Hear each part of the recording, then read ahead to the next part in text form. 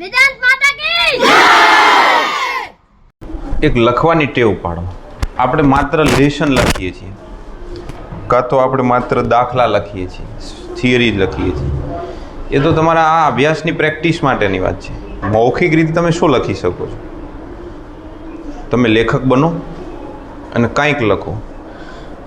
લખવાની શરૂઆત હું કરું કે સવારે ઉઠ્યા અને રાત્રે ઊંઘો, પથારીમાં બેઠા રાત્રે ઊંઘો એ પહેલાં 5 મિનિટ હાથમાં ડાયરી લઈને લખવા બેસી જાઓ.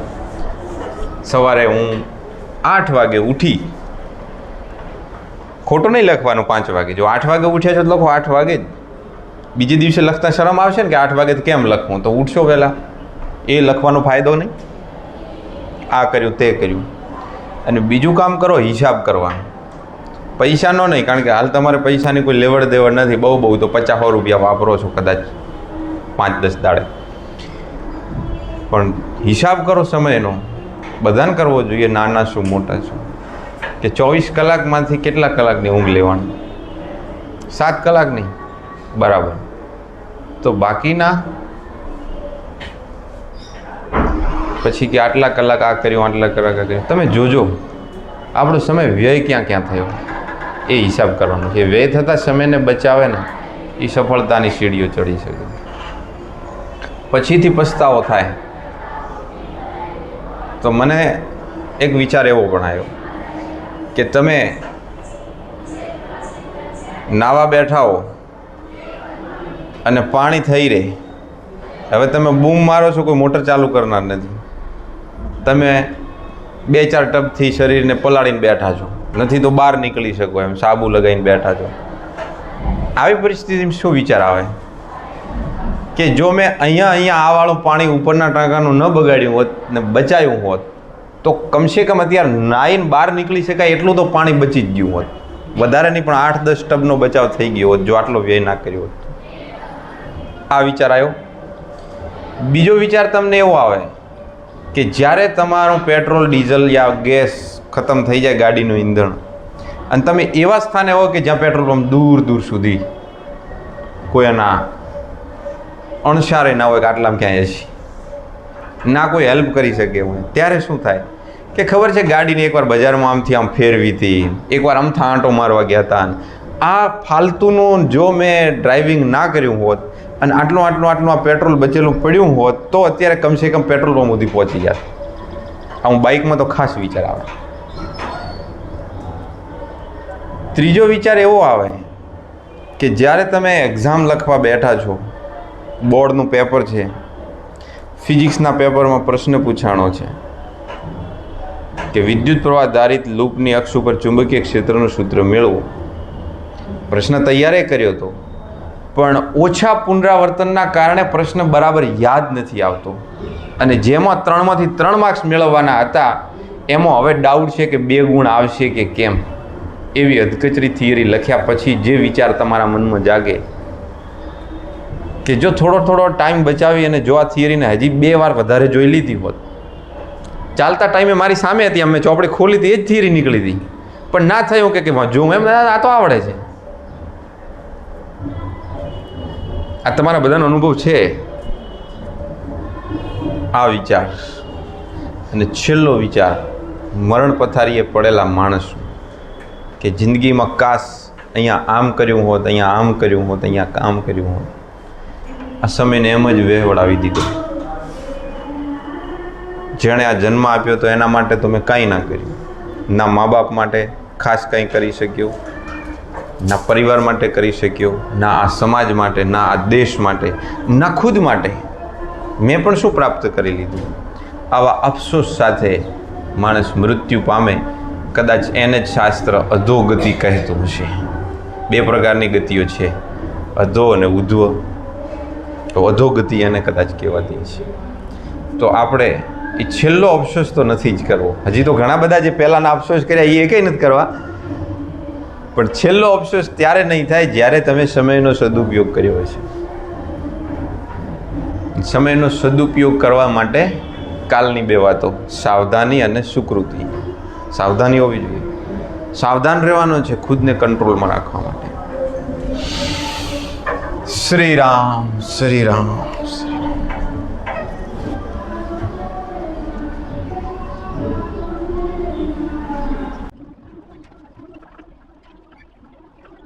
પ્રશ્ન છે મેગ્નેટાઇઝેશન એટલે શું, અને મેગ્નેટાઇઝેશન પછીનું એક સૂત્ર છે ચુંબકીય ક્ષેત્રનું μ0H + m આ તારો. મેગ્નેટાઇઝેશનનો ગુજરાતી અર્થ થાય છે ચુંબકીયકરણ, મતલબ ચુંબક બનાવવું, કોઈને મેગ્નેટ બનાવવું. બધા કંઈ હવે મેગ્નેશિયાના ખડકોમાંથી લાવીને પથ્થરના મેગ્નેટ નથી બનાવ્યા. તો મિશ્ર ધાતુઓને પહેલાં શું કરતા, લોખંડનો ટુકડો હોય ને એને ઉત્તર દક્ષિણમાં રાખીને લગાતાર બીજા ચુંબક વડે ઘસ્યા કરતા, આમ એક દિશામાં. તો એનું મેગ્નેટાઇઝેશન થતું, એ ચુંબકીયકરણ થતું. અત્યારે મેગ્નેટ બનાવવા માટેની આધુનિક રીતો આવી ગઈ છે, જેમાં પ્રવાહનું વહન કરવડાવીને એને મેગ્નેટાઇઝ કરવામાં આવે છે. અલગ અલગ રીતો છે. મેગ્નેટાઇઝેશનનો અર્થ એવો પણ સમજી શકો છો કે તમે, આપણી પાસે એક લોખંડનો ટુકડો છે, આવો જાણી જોઈને આપણે આવો ટુકડો લીધો છે અને મેગ્નેટ બનાવવા માટે. તમે એક શબ્દ સાંભળ્યો તો પોલરાઇઝેશન, ધ્રુવીભવન, અને વિદ્યુત ભારોમાં આવતો શબ્દ મોમેન્ટ. એમ અહીંયા મોમેન્ટ તો આવે છે. ગજીય ચુંબક હોય તો એને સાઉથથી નોર્થ તરફની મોમેન્ટ છે. વિદ્યુત ડાયપોલ હોય તો એની ઋણથી ધન તરફની મોમેન્ટ હોય છે. આપણી મનુષ્યની મોમેન્ટ કઈ છે? પીઠથી લઈને ચહેરા તરફની. તમારી મોમેન્ટ તો આજ થઈ ને, આપણી દિશા તો આજ છે. જે બધી પ્રક્રિયાઓ કરીએ છીએ એ તમે આ રીતે જ કરો છો. થાળી પાછળ મૂકીને આમ ખાવા નથી ખાતા, બધું આપણે આગળ જ રાખીએ છીએ, આપણી ફ્રન્ટમાં. આની જે મોમેન્ટ છે એ જેમ ઓલાની નેગેટિવથી પોઝિટિવ છે આ દિશામાં, જેને સદીશ પી કહેતા હતા, એમ આનું ધ્રુવમાન એ સાઉથથી નોર્થ હોય છે. એટલે આવા લોખંડના ટુકડાને તમે મેગ્નેટ બનાવવા માંગો છો તો એમાં નાના નાના પરમાણુઓ છે. પ્રત્યેક પરમાણુમાં ઇલેક્ટ્રોન છે, અને પ્રત્યેક ઇલેક્ટ્રોન છે એ પોતાનું ન્યુક્લિયસની આસપાસનું ભ્રમણ ચાલુ રાખતા હોય છે. જૈસે કે ये है ન્યુક્લિયસ, આ કેન્દ્રની આજુબાજુ ઇલેક્ટ્રોન ફરી રહ્યા છે. તો આ ઇલેક્ટ્રોન જે ફરે છે એ પ્રવાહ રચે છે. માની લો કે ઇલેક્ટ્રોન આમ ફરે છે, એના કારણે ઇલેક્ટ્રોન આમ ફરે છે, ઇલેક્ટ્રોનની ગતિ આમ છે, ઇલેક્ટ્રોન આમ જઈ રહ્યા છે એન્ટી ક્લોકવાઇઝ. તો ક્લોકવાઇઝ આપણને મળે છે આઈ. આઈની દિશામાં આંગળીઓ રાખો, જો આઈની દિશામાં આંગળીઓ રાખો તો એમ કહે છે કે આના કારણે બી આ દિશામાં મળે છે. હવે બી આ દિશામાં મળે ને આપણે અહીંયા કહ્યું સાઉથથી નોર્થ, ક્ષેત્ર તો આમ હોય. વળી કોઈની મોમેન્ટ આમ હશે, કોઈ આમ ભ્રમણ કરતો હશે, કોઈ આમ હશે, બધાની અલગ અલગ મોમેન્ટ હોય. ટૂંકામાં બધાની મોમેન્ટ એક દિશ કરી અને એને મેગ્નેટ બનાવી દેવાનો છે. આને મેગ્નેટાઇઝેશન, ચુંબકીયકરણ કહેવાય. આપણે આ નમૂનાનું ચુંબકીયકરણ કરી અને એને ચુંબક બનાવતો એની ક્ષેત્ર રેખાઓ આ પ્રકારની દેખવા મળી હતી. તો આ મેગ્નેટાઇઝેશનની વ્યાખ્યા શું? તો કે જે તમે દ્રવ્ય લીધું છે એ નમૂનાનું કંઈક કદ હશે, લંબાઈ હશે, પહોળાઈ હશે, ઊંચાઈ હશે, એને તમે મેગ્નેટ બનાવો છો તો એના એકમ કદ દીઠ એની મોમેન્ટ કેટલી છે? મોમેન્ટનું સૂત્ર યાદ છે આપણને, M = IA. એને મેગ્નેટાઇઝેશન કહેવાય. બહુ સહેલો પ્રશ્ન છે, બોર્ડની પરીક્ષામાં 2 ગુણમાં પ્રશ્ન પૂછાયેલો છે, ખાલી આટલો પહેલો પ્રશ્ન. તો એનો જવાબ છે પહેલા તો મેગ્નેટાઇઝેશન. દ્રવ્યના આપેલ નમૂનામાં એકમ કદ દીઠ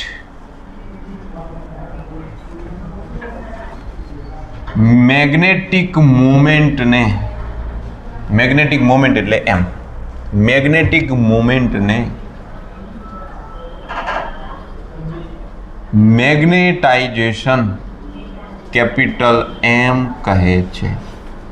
આ મેગ્નેટિક મોમેન્ટ પરિણામી હોવી જોઈએ, નેટ મોમેન્ટ હોવી જોઈએ, ચોખ્ખી મોમેન્ટ હોવી જોઈએ. એટલે સૂત્ર થશે M = M/V. અહીંયા કદાચ પાછળ નેટ શબ્દ લખેલો હોય તો નવાઈ નહીં. આ સદિશ રાશિ છે એટલે એના માથા ઉપર તીર મૂકવું હોય તો મૂકી શકાય. આપણે લખીએ કે તે સદિશ રાશિ છે. તેનો એકમ શું? તો કે ભાઈ અંશમાં છે મોમેન્ટ એટલે IA અને છેદમાં છે V, તો V છે. I એટલે એમ્પિયર, A એટલે મીટર સ્ક્વેર, V એટલે મીટર ઘન. ये गया काम से. तो एम्पियर इंटू मीटर इनवर्स एनो एकम છે. अच्छा એનું પરિમાણિક સૂત્ર શું? દળ છે તો કે ના, લંબાઈ છે હા L-1 છે, સમય નથી અને કરંટ છે. તો આ બાકીના જીરો વાળા ન લખો ને L-1 A1 લખો તો પણ ચાલે, આપણે જાણીએ છીએ. આટલું લખવાના 2 ગુણ આપે છે. બોલો, આટલું લખવાના 2 ગુણ આપે જો આ થિયરી પૂછાઈ જાય તો. મેગ્નેટાઇઝેશન છે ને સહેલી થિયરી એકદમ. હવે આપણે મૂળ થિયરી ઉપર ધ્યાન આપવાનું છે. B બરાબર મ્યુ નોટ H વત્તા M ઉપર. જરા સમજો વાતને. પહેલેથી એમણે આપણને ભલે કહી દીધું કે B બરાબર મ્યુ નોટ H વત્તા M, પણ માની લો કે આપણને સૂત્ર ખબર જ નથી શું તારવવાનું છે. આપણી પાસે B જે મળે છે એ કોના કારણે મળે છે? તો મોટા ભાગે આપણે કોઈ લૂપમાંથી કરંટ પસાર કરો ત્યારે એ કરંટના કારણે આપણને ચુંબકીય ક્ષેત્ર સદિશ B મળે છે. માની લો કે આ દિશામાં મળે છે, જેમ કે સોલેનોઇડના કારણે ચુંબકીય ક્ષેત્ર મળે છે. ઇલેક્ટ્રોન ગતિ કરતા હોય અને પ્રવાહના કારણે ચુંબકીય ક્ષેત્ર મળે છે. એ ચુંબકીય ક્ષેત્રની આપણે અહીંયા વાત કરી રહ્યા છીએ. ત્યારે આ B છે એ ચુંબકીય ક્ષેત્ર μ0I અથવા જો n આટાવાળું ગૂંચળું હોય તો μ0NI.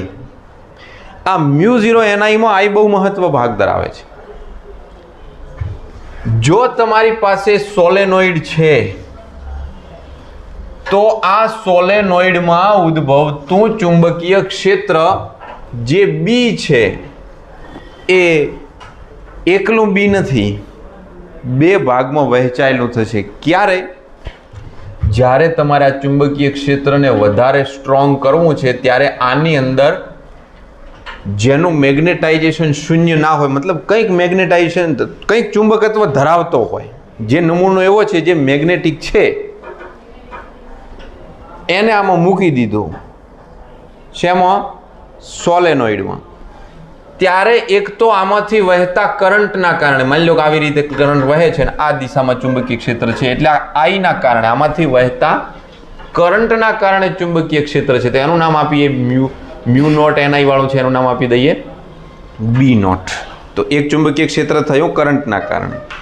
બીજું ચુંબકીય ક્ષેત્ર આ નમૂનાના કારણે મળે છે, જેને નામ આપીશું BM. અને આ બંને ચુંબકીય ક્ષેત્ર ભેગા થઈને સોલેનોઇડનું ચુંબકીય ક્ષેત્ર વધારી નાખે છે. કેપેસિટરની 2 પ્લેટ વચ્ચે કોઈ આપણે ડાઇલેક્ટ્રિક મૂકતા હતા ત્યારે એનું કેપેસિટન્સ વધી જતું હતું, એમ સોલેનોઇડના ગર્ભમાં જ્યારે તમે કોઈ આવો દ્રવ્ય મૂકો છો જે મેગ્નેટાઇઝ છે ત્યારે એનું ચુંબકીય ક્ષેત્ર વધે છે. અને કેટલું થાય છે? તો કે B બરાબર B નોટ અને BM. BM એટલે અંદરના ટુકડાના કારણે વધ્યું હોય, અને B નોટ એટલે જે ઓલરેડી હતું જ આપણી પાસે, મૂળ આટલું હતું જ પણ આટલો વધારો થયો B નોટમાં. આ 2 ચુંબકીય ક્ષેત્રો જે છે એમના બીજા 2 નામ છે. જુઓ ભાઈ, વિદ્યુત ક્ષેત્રને વિદ્યુત ક્ષેત્રની તીવ્રતા એવું કહેવાય, એમ ચુંબકીય ક્ષેત્રને બીજું નામ આપવામાં આવે છે ચુંબકીય ક્ષેત્રની તીવ્રતા. અને આ તીવ્રતા માટે આપણે 2 નવી રાશિઓ, મને રાશિ તો આ જ છે પણ 2 નવા સિમ્બોલ આપીએ છીએ. મ્યુ નોટ સાથે ગુણાકાર કરી અને H લખો ત્યારે એ B નોટ થઈ જાય છે. એ જ રીતે મ્યુ નોટ સાથે આપણા આ મેગ્નેટાઇઝેશનનો ગુણાકાર કરો અને લખો ત્યારે એ BM થઈ જાય છે. હવે તમે જરા જુઓ, જ્યાં B નોટ છે ત્યાં મ્યુ નોટ H મૂકી દઈએ, અને જ્યાં BM છે ત્યાં મ્યુ નોટ M મૂકી દઈએ, અને મ્યુ નોટને બારો કાઢો તો કૌંસમાં વધ્યા H વત્તા M. તો આપણું સૂત્ર તારવી દીધું આપણે. તો આ 2 રાશિઓ કોણ છે? H અને M છે કોણ? તો M તો જાણી લીધું. તો આ એચ છે ને એ પણ મેગ્નેટાઇઝેશન જેટલો જ એકમ ધરાવતી રાશિ છે, જેને આપણે મેગ્નેટિક ઇન્ટેન્સિટી, ચુંબકીય તીવ્રતા જ કહીશું. અને ચુંબકીય તીવ્રતાનો બીજો કોઈ અર્થ નથી, ચુંબકત્વ જ છે, મેગ્નેટિક ફિલ્ડ જ છે, કાંઈ લાંબો ફેર એમાં નથી. આને લગતી થોડીક એક્સ્ટ્રા વાત પણ એકવાર થિયરી ભણ્યા પછી આપણે શીખીશું. પણ આઈડિયા આવી ગયો કે આપણે સોલેનોઇડ લઈ અને એની અંદર આ BM અને B નોટની કિંમતો મૂકીને સૂત્ર તારવવાનું છે. એકમ લંબાઈ દીઠ n આંટા ધરાવતા I પ્રવાહ ધારિત સોલેનોઇડ લખો અથવા ગૂંચળું લખો. આ ગૂંચળાનું ચુંબકીય ક્ષેત્ર એટલે B બરાબર μ0 Ni. જુઓ સાથીઓ, ઓલરેડી બીજા બીની જરૂર છે એટલે આનું નામ આપણે B નોટ આપીશું. તમે ચાહો તો આને સદિશ ફોર્મમાં લખી શકો છો, ચાહો તો અદિશ ફોર્મમાં લખો. હાલ મેં એમના એમ લખ્યું છે. બીજી વાત, જો આ સોલેનોઇડમાં, ગૂંચળો એટલે સોલેનોઇડ, એન આંટાવાળો ગૂંચળો સોલેનોઇડ, જો આ સોલેનોઇડમાં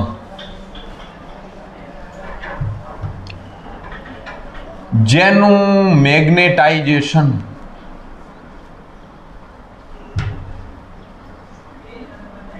શૂન્ય ન હોય, આનો અર્થ થયો જેને કંઈક મેગ્નેટાઇઝેશન હોય તેવું દ્રવ્ય મૂકવામાં આવે તો ચુંબકીય ક્ષેત્ર જે તમને B નોટ મળતો હતો એ B નોટ કરતા વધુ મળે છે. કેટલું વધારે મળે છે? તો કે ચુંબકીય ક્ષેત્ર સદિશ B છે એ જે સદિશ B નોટ હતું એમાં સદિશ BM નો વધારો દર્શાવે છે. હવે ત્યાં સદિશ કર્યો છે, હું કરી જ દઉં, મને જીવ સારું રહે. મને આ વધારાનું ચુંબકીય ક્ષેત્ર BM કોના કારણે છે? ઓલા નમૂનાના કારણે. દ્રવ્ય જે અંદર તમે મૂક્યું ને ગર્ભમાં, એની વાત કરીએ કે જ્યાં BM એ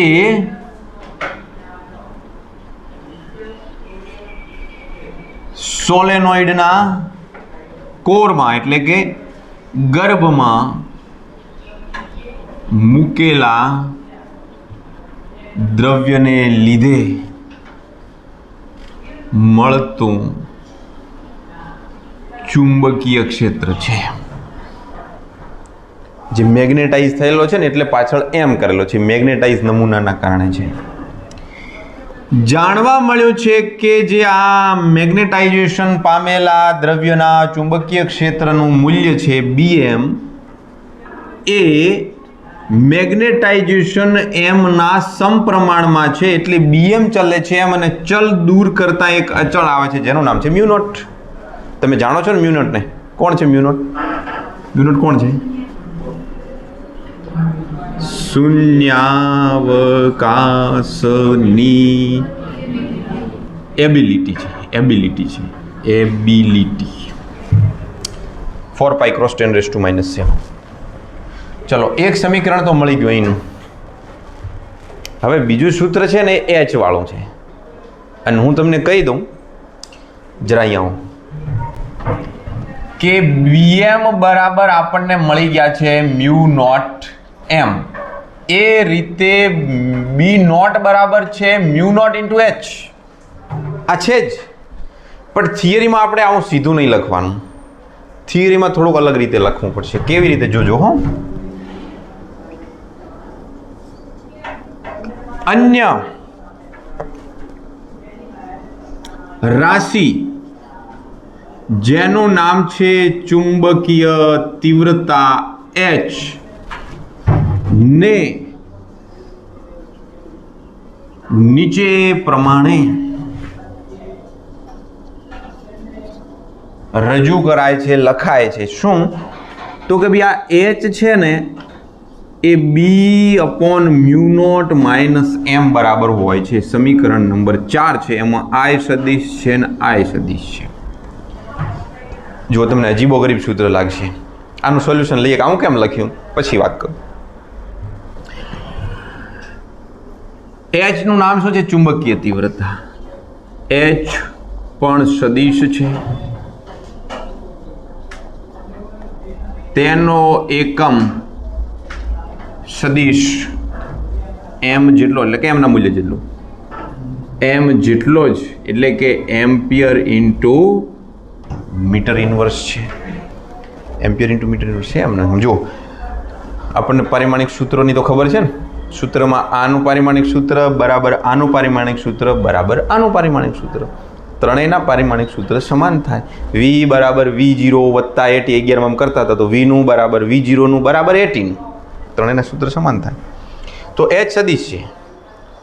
હવે આ સમીકરણ 4 પરથી જગ્યા છે અહીંયા,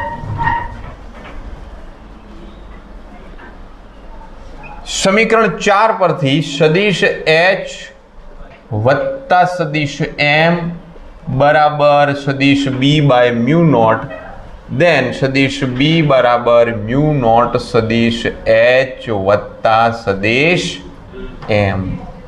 તો જે માગેલ સમીકરણ છે. હવે આપણને થોડું થાય અહીંયા કે એસા ક્યુ કિયા.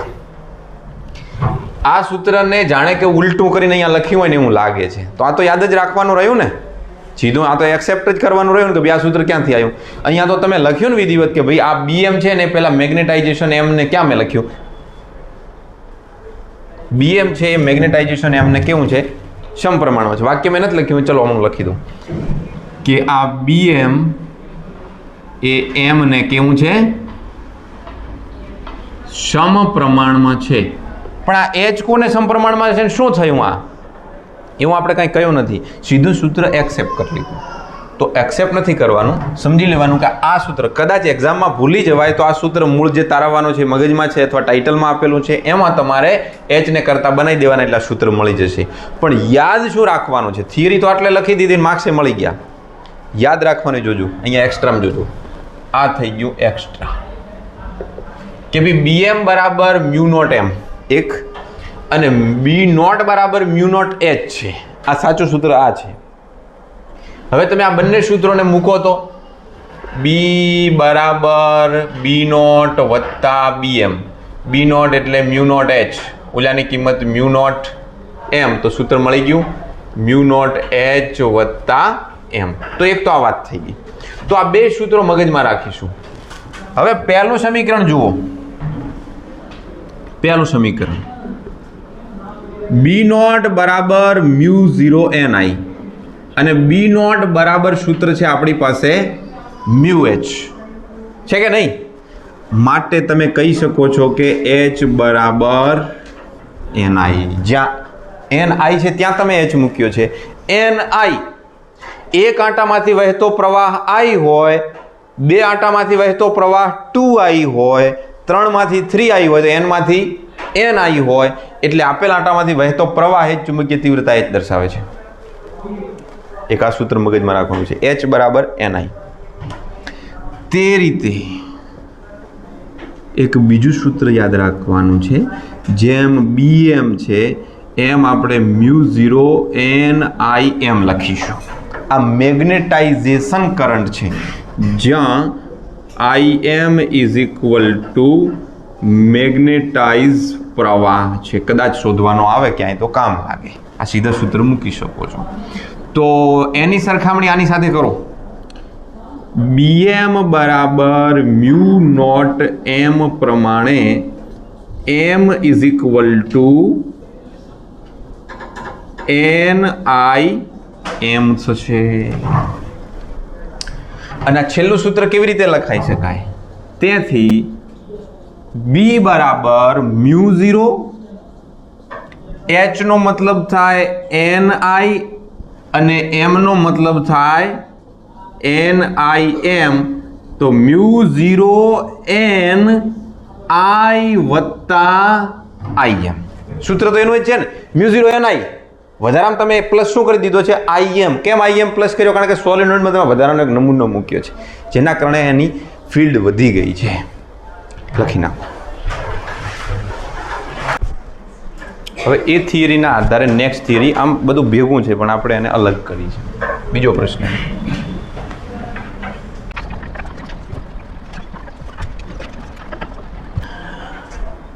સોલેનોઇડમાં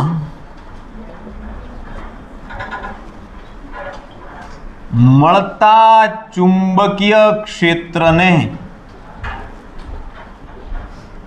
બે ભાગમાં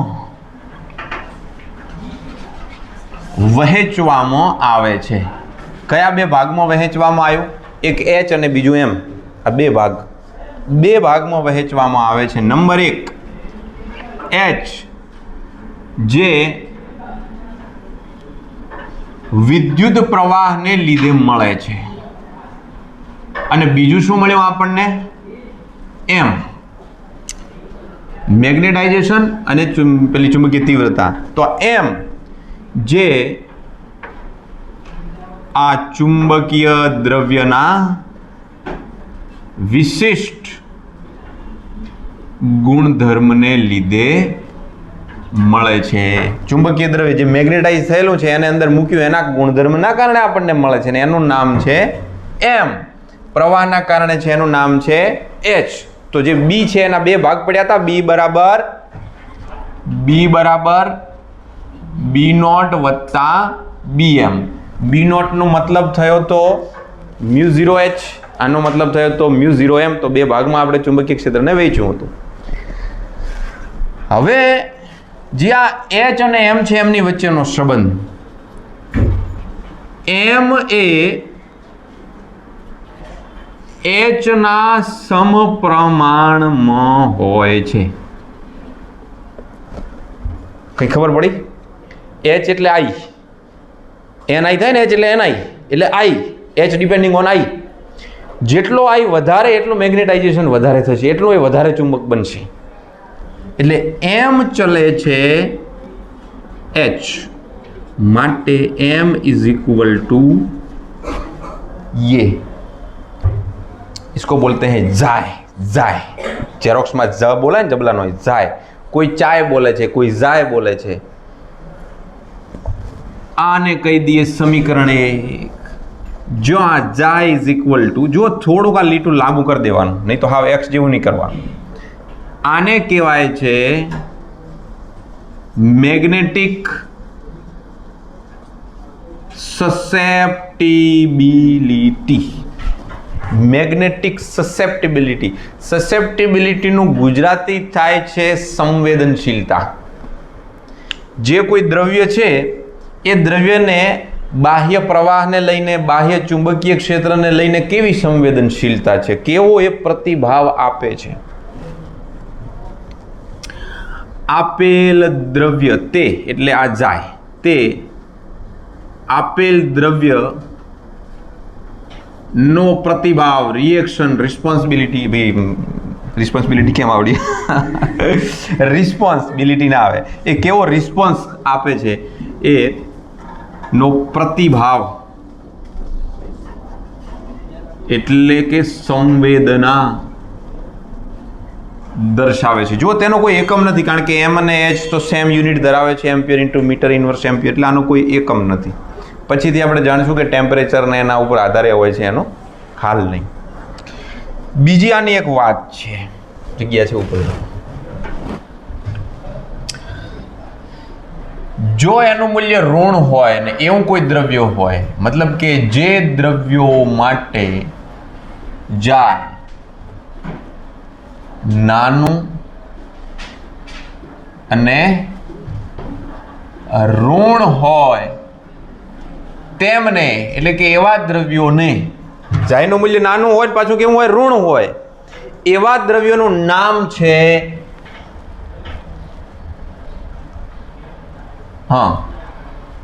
ડાય અને મેગ્નેટ, ડાયામેગ્નેટિક પદાર્થો કહે છે. જેમના માટે જાયનું મૂલ્ય નાનું ઋણ ન હોય પણ કેવું હોય? ધન હોય એવા દ્રવ્યોને પેરામેગ્નેટિક કહે છે. ત્રીજું નથી લખતો, પણ જેના માટે ચાયનું મૂલ્ય ધન અને મોટું હોય એમને ફેરોમેગ્નેટિક કહે છે. યાદ રહે, ધન પેરો. તમારી પાસે ધન છે તો પેરો, ઘરેણા છે પેરો, તો ધન, જો ધન હોય તો પેરામેગ્નેટિક, અને પછી ડાયરો કરો, ડાયામેગ્નેટિક હોય તો ઋણ હોય. આપણી પાસે મૂળ સૂત્ર છે B બરાબર મ્યુ નોટ H વત્તા M માં આની કિંમત મૂકો સમીકરણ 1 મૂકતા. આ તો બહુ લાંબુ થાય હો સમજાવવા, કારણ કે આપણે ઓલરેડી એની થિયરી ભણવાના છીએ. ડાયામેગ્નેટિક માટે M આમ હોય ને H આમ હોય, પરસ્પર વિરુદ્ધ દિશામાં હોય ને આ હોય તે હોય ને બધી ચર્ચા નહીં. મ્યુ નોટ H વત્તા M માં સમીકરણ 1 ને મૂકતા B બરાબર, મેં આ વખતે અદિશ જ લીધા છે, તમે એના પર તીર મૂકીને સદિશ લઈ શકો છો. H વત્તા M, M એટલે કેટલા છે? જાય H. આમાંથી H ને બારો કાઢી નાખો તો 1 પ્લસ જાય ઇન્ટુ H. હું આ સૂત્રને કંઈક આવું લખું છું, જરા જુઓ તો.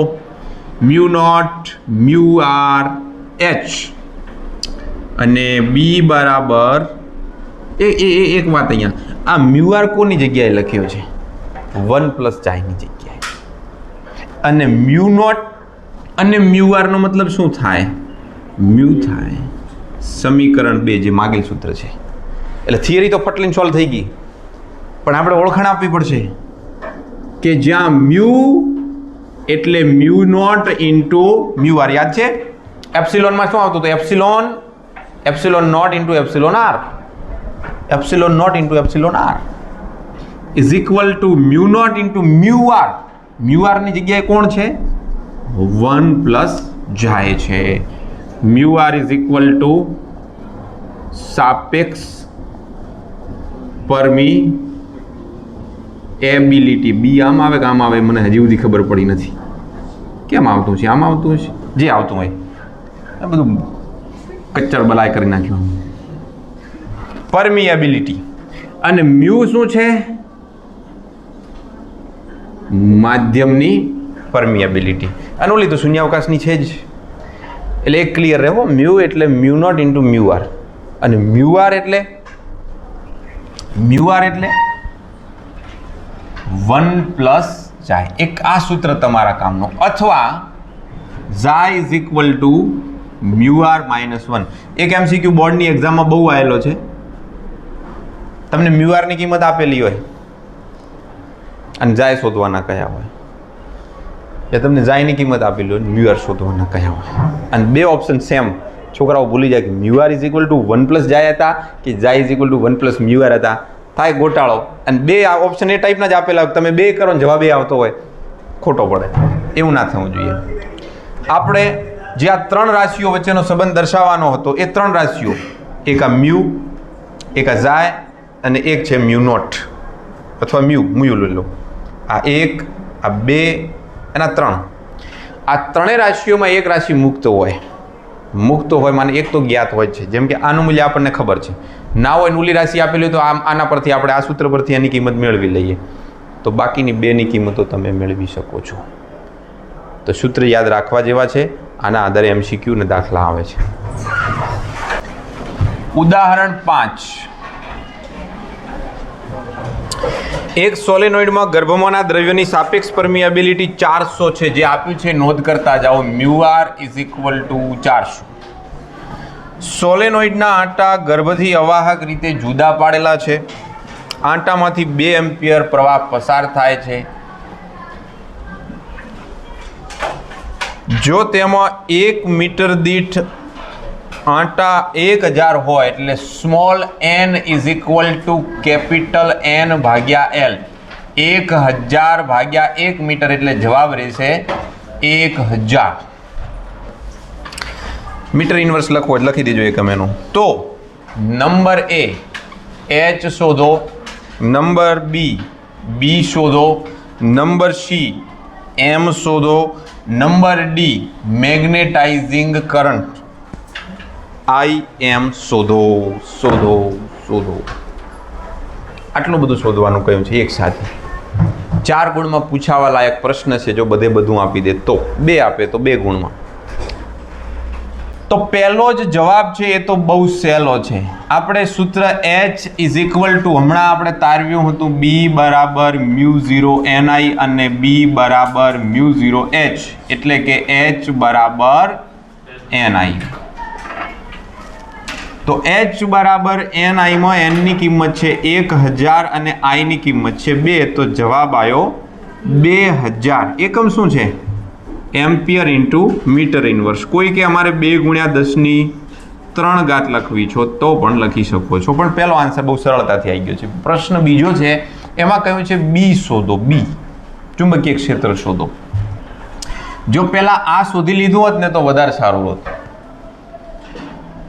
પણ આપણે એ શોધીએ, જેમ ક્રમ છે એમ જ શોધવું છે. નંબર બી નું સૂત્ર શું છે? બી બરાબર એક સૂત્ર છે μh, છે કે નહીં? અને મ્યુનો મતલબ શું થાય? μ0 × μr × h. μ0 4π × 10⁻⁻⁷. μr આપેલા જુઓ 400 અને h આપણને મળ્યા 2 × 10³ બોલો જલ્દી બોલો. 10048 10⁻⁻⁷ ને 3 -4. 1 2 3 અને 4 એટલે લગભગ કેટલા મળ્યા? 1 ટેસ્લા ચુંબકીય ક્ષેત્ર મળ્યું. કોઈને આ રીતે ન યાદ આવે તો અથવા કરીને એમાં બીજી રીત આપું છું. બી માં બીજી રીત આપું છું. ઓર બી બરાબર